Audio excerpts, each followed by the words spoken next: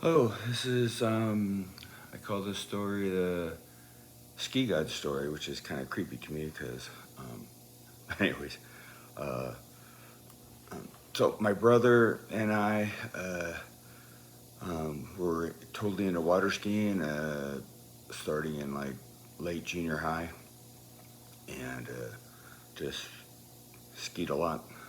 Slalom ski out in Falusi Bay, in the Puget Sound in Washington, and um, he ended up graduating from high school and going off to college, up north, and didn't ski much, didn't come home much after that, and so he didn't ski much. And it was a couple years into college, someone who was on our wrestling team, I was friends with, we were both friends, but he was obviously way more a friend of Steve because he was at the same college with Steve up there. And he was getting married, and Steve calls me up and asks if I would take everybody skiing for at a bachelor party, out at our beach place. And I said, sure. And how many are going to show up? And he said, there'll be about 20, 22 guys or so. And I'm like, okay. I mean, um, and so it was it was in May. It was raining all around us, and my mom kept getting phone calls. Is it still on? And she was like, yeah, it's nice out here. And you could look across at Stillicum. It was raining over there. Look south. It was raining down on Lacey, but didn't rain out in Long Branch that whole day. And I had my boat at the time. It was a 16-foot tide runner for 115 Johnson on and went past. And I was just expecting to pull people skiing all day, and I was, and there's, just varying degrees. Some people had never skied, they were learning how to ski on two. Some people were trying to learn how to ski on one, drop one and get on one, a couple. Some people were, they could step start, stand on the beach with one foot up in the air and just step start. And um, anyways, about, I don't know, after a couple hours, the tide was going out, and there was about, I don't know, 50 feet of beach. And my brother, I come into shore like, okay, who's next? And my brother meets me at the shore, and he's like, it's your turn, Mike. And I'm like, no, no, no, I'm taking people skiing. He goes, no, it's your turn. And that's all he said, but I knew what he meant. Because it had been a little bit wind, a little chop on the water, but I look and I turn and look, and it's just calm.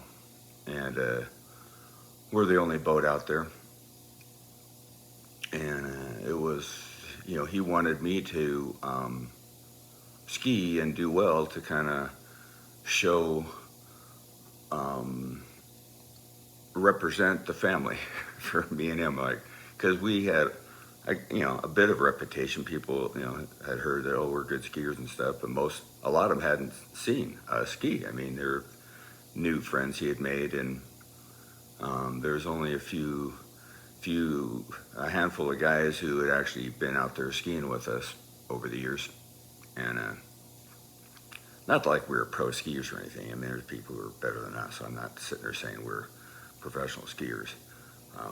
But in my life, I had hit my shoulder 4 times and not fallen and came up. And that's the ultimate goal, is to hit your shoulder and not fall. So, anyways, we, um, we were pretty good, but we weren't great, put it that way. And anyways, so I'm like, okay, so I get out of the boat, and I get this wetsuit on that I had bought just before this. And so it was 1980, that's right. And I bought this like Farmer John wetsuit that came like almost to your knees, and you stepped into it, and then you put it on, and had one Velcro strap on your shoulder. And everybody, all 22 guys, wore that wetsuit, that brand new wetsuit that day from like 150-pound guys up to 240-pound guys. I mean, everybody squeezed into that wetsuit. And anyways, I got the wetsuit on, jacket on, ski vest on, gloves on, and got out there and step started. And he just went down to the beach, turned around, and he's coming back. And I'm like, and I'm cutting pretty hard. I didn't hit my shoulder, but I had some good cuts. And the last cut, I should have let go. But I held on, and so I went across the wake, and now the boat's passing the point, and I cut, and I'm turning hard, and I let go, and I ended up skiing. The boat's going this way. I ended up skiing not straight backwards, but at an angle. I ended up skiing away from the boat to make it to shore, and then straightened up and coasted into shore, and which I'd never done before. And Steve comes around the boat and pulls up, and he's like, "Man, how'd you learn to do that?" And I go, "I've never done that, Steve." And so I'm like, "Okay," and I'm taking off the vest. He goes, "Oh, no, you gotta do trick skiing," because up in the bow we had a pair of trick skis. They're just flat skis that are kind of curved like this, and so you can ski sideways, you can ski forward, but you can also ski backwards, where you're skiing backwards, you're facing the other way, and you can just do 360s. And it was kind of like, it was before they had wakeboards, and just these trick skis. And so I'm like, no. And he goes, no, go up there and take a break. Well, I'll have someone bring the skis up to you. So I walk up and sit on a log. It's about 50 feet up the beach. And I open up an Orange Crush, and I take a sip, set it down, and someone brings up this trick skis to me. So I get my skis on, and while I'm getting the skis on, my brother, turns the boat and backs in, and the beach gets steeper and steeper, and you can pull a boat up to the beach without having to pull your motor up. And so then he has someone bring the handle up to me, and all of a sudden this guy's handed me the handle, and I look down at Steve, and he kind of like turns his head a little and raises his shoulders a little and doesn't say a word. And we'd never done this. I'd never like tried sliding down the beach in a pair of skis, and especially that far, where it's like, man, I'm just gonna bite it right at the shoreline. And I'm just kind of looking at it, and he's kind of waiting for me to decide. And